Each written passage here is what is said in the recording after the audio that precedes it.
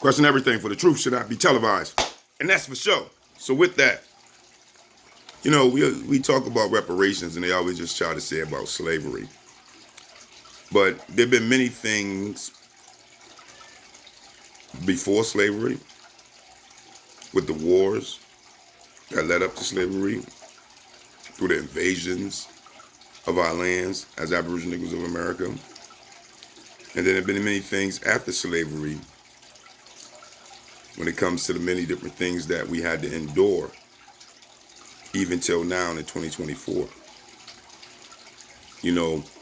Redlining when the banks wouldn't give us no loans because we was so-called black and didn't allow us to be able to bring businesses to our community or get opportunities like the colonizers. That was a major thing. It devastated us. Redlining was a real serious issue and a problem for our people. Jim Crow laws was another real problem, which was segregation laws. See, y'all don't understand what segregation laws did and how dangerous it was for our people to move around the United States before you immigrants got here in abundance that you are. We couldn't go to certain places because it would allow you to get lynched. We couldn't walk to certain places because it would allow you to get lynched. We couldn't eat or be at certain places because it could allow you to get lynched. Living a life of fear like that and having to survive in such hatred is unimaginable today, other than what we know as Aboriginal Negroes of America. You other nations can never understand that. But we had to live it. We had to endure. Race riots that could pop off at any time just because we had no laws that really protected us here in this country at all. Where the law you couldn't turn to because the law was against you, allegedly. These are terrors that was orchestrated and controlled and manipulated by the United States itself. Remember, presidents even owned our people, allegedly. So when we talk about reparations, we're not just talking about reparations for slavery. We're talking about reparations for all of the atrocities and crimes against humanity that has been done to our people, from the Holocausts to the genocides, to the massacres, to the all-out blunt hatred that we endure still to this day. Even the federal census of ethnic hate crimes say we're number one on the list, and we haven't got a bill passed yet for protection against hate crime. So we see how engraved hatred for the Aboriginal Negroes of America really are and really is. This is just the reality. The drug warfare of the CIA allegedly implementing crack cocaine into our communities, that was a devastation. It was a pandemic. It was a whirlwind, a tornado, a hurricane like never before that swept through our communities, devastating our people, to wipe out what some documentaries say, the Black Panthers and others, allegedly.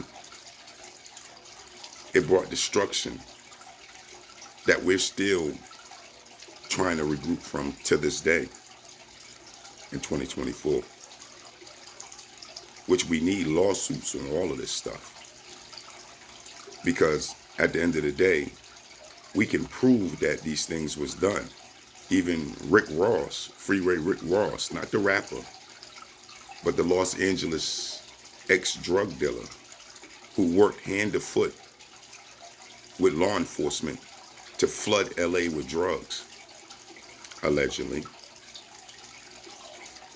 You can look him up and listen to his testimony. But at the end of the day, we've been suffering for a long time. Crack cocaine devastated a lot of people that I know.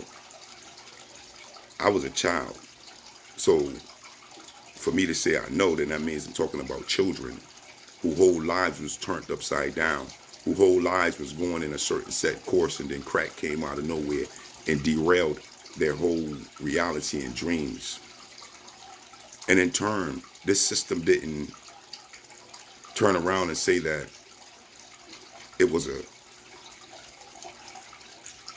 crisis or in a sense of wanting to help the people, but they demonized our people and outlawed our people,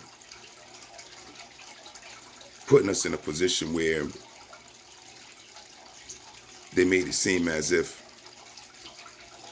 our people was monsters for needing help. And instead of giving them help, they gave them mass incarceration. Unlike what we see today when it comes to the opioid crisis. The opioid, when it comes to dealing with methamphetamines and meth. They didn't treat it like they're treating meth today and keeping it on the hush away from their news. They demonized our people every chance they got, demonized our communities, and then they flooded our communities with all types of cops that are colonizers to make careers and promotions off of our people's back through mass incarcerating them, calling it a drug war, where all it was, an inner city war on Aboriginal Negroes of America, locking our people up by all means necessary, somewhat throwing away the key. And we haven't regrouped from that yet to this day. Our people was locked up in the millions because of it. And they capitalized on it and doubled down on it by being the ones who control the hiring process when it comes to hiring our people and employing our people. And all they had to do was just not hire the majority of us, only hire a bare minimum, and keep us in a position of struggling, so that way the drug business can be flooded with more of our people trying to survive by doing survival work in that form, so that way they can continue to make more careers, more bonuses, and more promotions off the backs of our people by locking our children and our young adults up, thus blocking them from getting housing, blocking them from getting loans, blocking them from getting opportunity based off of having felonies. There was all a systematic, all-out war, and still is, on our people. And we're still trying to regroup from that, allegedly. But these are things that go on and on and on. From KKK, marching down the streets, bringing terror into our people, breeding terror into our people, keeping our people traumatized.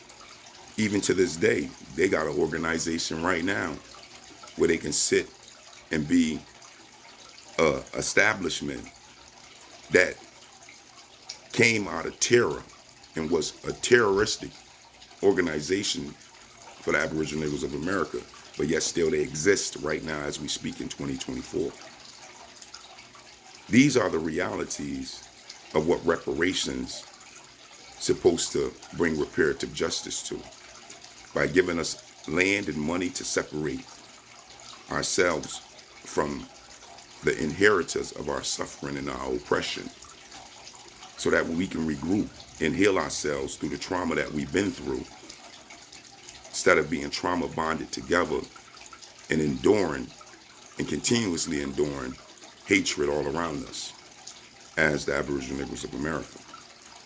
So this is why we stand firm on reparations, because it's owed to us, not because we asking or begging for anything.